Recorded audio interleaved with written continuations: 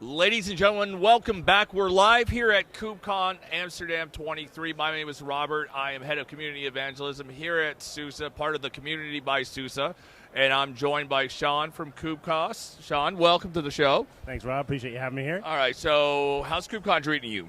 You know, it's been really exciting. My first KubeCon in EU was last year in Valencia, and it was a really exciting experience, but lower turnout than I had originally expected. Okay. There are a ton of people here and a lot of really good conversations. I've heard rumors that we're pushing the 12,000 mark, and I'm like, I know we're over 10, but 12 would be absolutely. This place has not been quiet all day yesterday. It's been so exciting. It's been a lot of fun. All right, so we have a deep partnership. We do a lot of work together.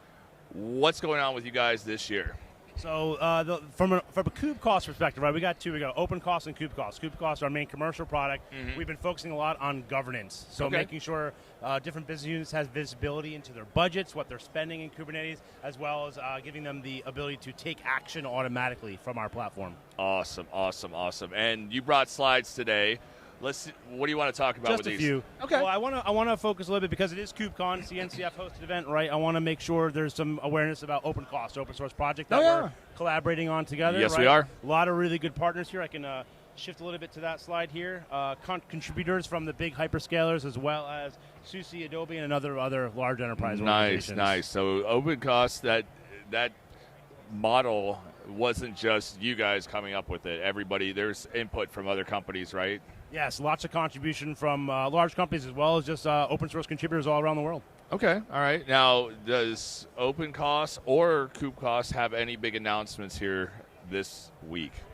You know, I think we've teased it enough. We actually went our early access with our new SaaS hosted platform. Ooh. So much easier time to value. People can get up and running in a matter of seconds and get information on our hosted SaaS platform. And that's for Kubecost, not obviously Opencost. Is that correct? Yes, Okay. Kubecost, but Kubecost is built on top of Opencost. You know, and there's some people out there, and we recognize that they need to have a supported solution out there, and the SaaS offerings make sense for them. And there's nothing against the open source. It's just some companies prefer it, and we're okay with that, right? I mean, we fully recognize that different businesses have different operating models. You know, a lot of financial firms don't like it when you have access to the information, so a self-hosted approach makes perfect sense for them. Yeah. But there's a number of other companies out there that prefer less to manage, and they're happy to use a SaaS platform. All right. Do you have any more slides we can go through today? Yeah, I mean, I just want to briefly touch on kind of the concept of cluster allocation because that's a precursor to optimization. Okay. Right, so you have to understand what's running within your cluster before you can make the necessary improvements to make it more efficient from a performance and cost perspective. Sure. So just like super high level, right? Opencost, first and foremost, is a specification. Basically, it helps the industry define the best practices and standards on how to do cost allocation in Kubernetes. From a cluster perspective, right, all the resources running within, down to like an asset, like what's the actual CPU being consumed, the memory being consumed by all the different workloads, and then ultimately ending up at like what's idle, what room do I have to improve, what more workloads can I deploy, and basically make my clusters more efficient and more cost effective. Sure. I had an opportunity to take Opencost, installed it on Retro Desktop just to play around with it, and I was like, this is not too bad. This is pretty interesting stuff here.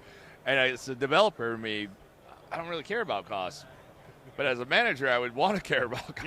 Yeah, that's what we hear from a lot of people. Yeah. I'm like, who cares how much it runs? Like, it's cool technology. And on the other side, it's like, how much does that really cost? And you're like, wow. And the onus starts at the developer, right? Because, I mean, they're the ones defining what their application needs to run properly. And I've seen companies ask questions of me, and I'm in the community of like, does this work? Can we use this to help price our online products? And I'm like, it does work. I've seen it work. I know customers who use it, both the open source and the paid version, and they manage their costs. But you could also do that same thing as, how much does that cost? Like, how much is that transaction? We can bake that in there and show value, throughout that entire life cycle of the application. Yeah, I mean, we plug in really well to the FinOps model that's being adopted pretty widely today. Yeah. And get down to that unit cost, like what's the cost for my application, what's the cost to sustain my users, Yeah. right, and what's the actual cost to bring on a customer even for SaaS companies. Yeah, that's where most companies just think it's a sunk cost. Now it's not necessarily a sunk cost. You can actually start seeing it and going deeper, going like, how much does it cost to run this cluster? How much does it cost per unit, per customer in there? And that's good numbers. Yeah, it's super powerful. Plus, then you get to the point like, well, now they know what everything costs. Now I know I'm spending too much money. What can I do to improve my position there? And I think one of the really unique things that Rancher brings to this equation, obviously beyond having a catalog of applications that are supported to run within Rancher environments, is you guys automatically add metadata to workloads. So I have an example under label here about like what we can aggregate by. Okay. Project ID is what we hear by most of our customers that consume Rancher. Yeah. Is that they want to be able to track cost by project. They want to understand what each project costs running within their environment, and we can help them do that. Sure. Now, Rancher has in 2.7 Rancher extensions, a web framework that allows you to put UIs built into it. Are you guys thinking about bringing a UI to Kubecost? Into Rancher? I mean, I was like, he didn't know I was going to drop it on people. No, like, it's good. I personally would love to see that because I have had some customers ask for that. And then more importantly, I think I'd love to see OpenCost and Kubecost be included as part of your default monitoring package that you make available. You know what? I think we're going to have a deeper partner conversation because I would be on board with that. I'd be like, hey, we really need to know how much that costs. Yeah, no, we do. That's a good one. We can just put it in there. Let's just put it in there by default. Nothing wrong with visibility, right? No, there's nothing wrong with visibility. We need to know that. All right. So, I mean, just real quick, I'd love to touch on kind of like an optimization strategy. Sure. We are talking about how you can be more efficient and save cost, cloud in general, but of course down to the Kubernetes layer. Mm-hmm. We like to take a bottoms-up approach, even those slides that start at the top. The container work size, right? Mm-hmm. So when an engineer says, like, my application needs 4 CPU, they might not actually know that, right? There might be an expectation that I'll let it run, see what it consumes as it scales, as people log in, and then I'll revisit it later and see what I can actually tune that for.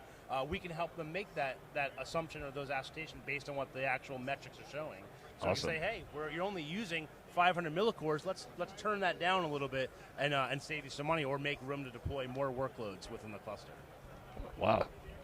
And then looking at like abandoned workloads. So understanding what's actually being used in the cluster. Is this pod even needed anymore? Is there any network access to this pod? See, that's a really interesting thing. I don't think we think about that either. It's like, it's out there, it's running. If it's never, destroyed, it just sits. And no one, like, it's like, they just assume it needs to be right. there. Who's consuming it? Who's actually using it? Yeah, right. And then, of course, the ever relevant managing unclaimed volumes, right? I mean, CCO has been around for 10 years now, and we've always been talking about how to optimize. And the first thing people would say, well, do you have any unattached volumes? That applies to Kubernetes as well, right? You can have a volume attached to a cluster, but there can be no claims on it, right? So you're essentially wasting those resources. So you identify what you can remove. Wow. All right. Well, Sean, it was amazing. Thank you very much. Have a great KubeCon, and we'll see the rest of you guys in the community. Yeah, really appreciate you guys. Thanks for having me.